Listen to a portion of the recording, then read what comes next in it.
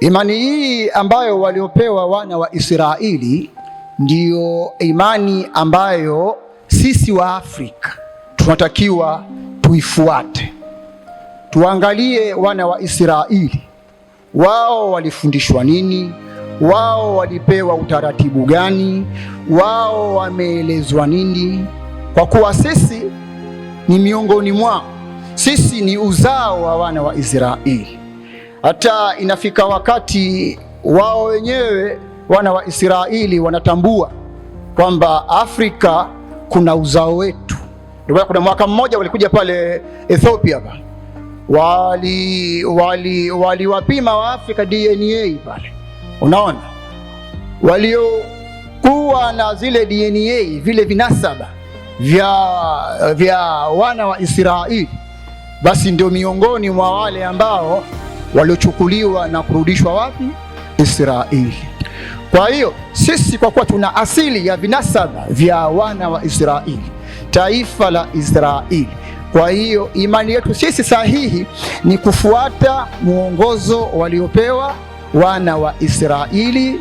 Hiyo ndiyo imani ambayo kwetu sisi wa Afrika itakuwa ni sahihi kwetu sisi, kutokana na asili yetu, kama tulivyozungumza katika sehemu iliyopita kwamba asili ya Mwafrika ilitokana kwa mtoto wa tatu wa Nabii Nuh aliyeitwa Ham.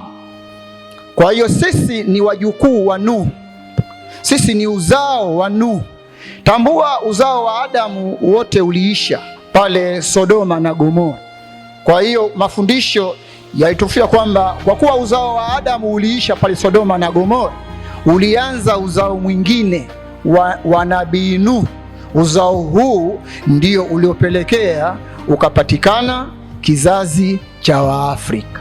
Kwa hiyo namjibu huyu Sabrina Makame kwamba imani sahihi ambayo sisi wa Afrika tunatakiwa tuifuate ni imani waliopewa wana wa Israeli katika kitabu ambacho wao ndio kilichowapa mwongozo, kilichowapa sheria, kilichowapa mafundisho. Nadhani kitabu ambacho wao wanachokifuata ni Taurati, na Taurati ndiyo kitabu ambacho cha kwanza kabisa ambacho mwenyewe Muumba ndio aliwateremshia wana wa Israeli, na ndio muongozo ambao leo hii hata ukafunua Qur'an, Taurati utaikuta.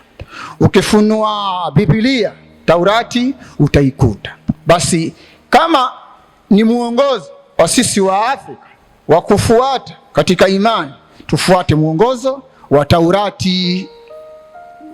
Narudi tena kwa huyu mwingine wa pili, anaitwa Asha Zuberi, huyu kutoka Mtwara.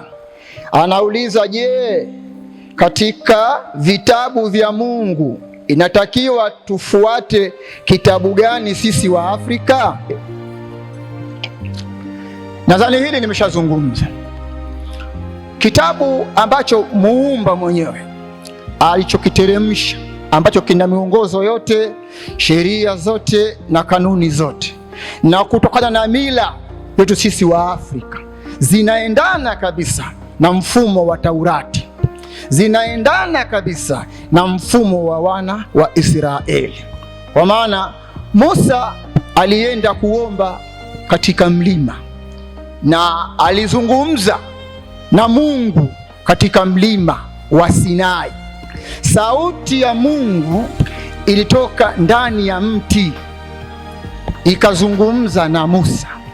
Kwa hiyo hata sisi wa Afrika, maombi yetu tunapokwenda kuyafanya katika mila zetu na asili zetu, tunatumia kwenda kwenye milima, kwenye miti mikubwa, mapango, mabwawa, mito, misitu, na sehemu zingine mbali ambazo zina uwepo wa Mungu.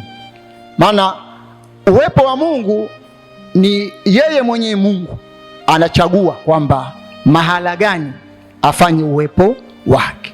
Kwa hiyo unapokwenda kuomba, sisi wa Afrika tulitumia madhabahu kama hizo, sehemu kama hizo.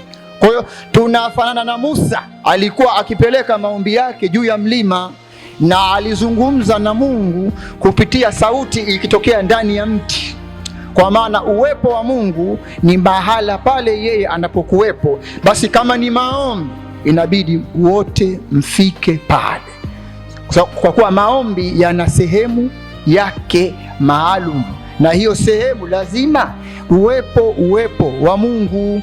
Kwa hiyo namjibu huyu Asha Zuberi kwamba imani inatakiwa sisi wa Afrika tuifuate ni imani waliopewa wana wa Israeli, kwa kuwa inafanana na mila za Waafrika.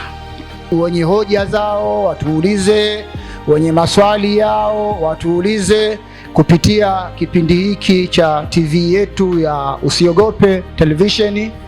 Bwana tunapatikana na kontakti zetu zipo. Basi kwa kadiri mtakavyokuwa mnahitaji, mtatukomenti, mtauliza maswali, tutawajibu.